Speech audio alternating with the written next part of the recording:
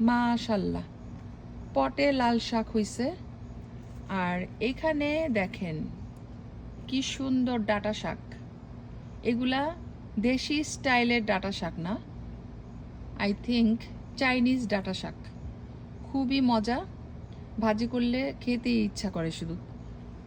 আর অনেক হয়। আমি রেডিমেড গাছ কিনে এনে লাগাইছি, দেখেন কত সুন্দর হয়েছে। এই পর্যন্ত আমি 4বার শাক তুলছি, এইবার তুললে 5বার হবে। খুব তাড়াতাড়ি গ্রো হয়। আর এইমাত্র একটা শশা পেরে নিলাম।